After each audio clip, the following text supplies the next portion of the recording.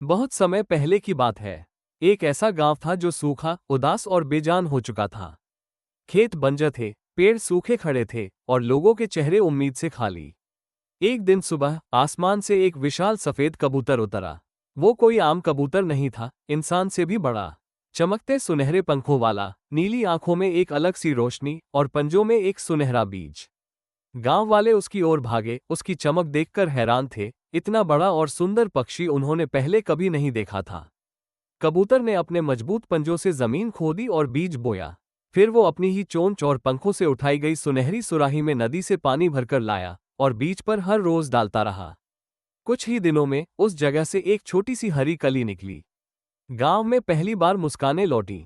वो कबूतर अकेला नहीं रहा, बच्चे, बूढ़े सब उसकी मदद करने लगे और जमीन हरियाली में बदलती गई। धीरे धीरे हर घर के पास पेड़ लगने लगे, खेतों में फसलें लहराने लगीं और गांव में चिड़ियों की चहचहाहट लौट आई। लोग हंसने लगे, बच्चे घास पर खेलने लगे और बूढ़े लोग पेड़ों की छांव में बैठकर दुआएं देने लगे। गांव के बीचों बीच अब एक बड़ा जादुई पेड़ था, जिसकी छांव में वही विशाल कबूतर अपना घोंसला बना चुका था। लेकिन एक रात कुछ लालची चोर गांव में चुपचाप दाखिल हुए। उनके पास कुल्हाड़ियां थीं। वे उस पेड़ को काटना चाहते थे। गांव सो रहा था, पर कबूतर जाग गया।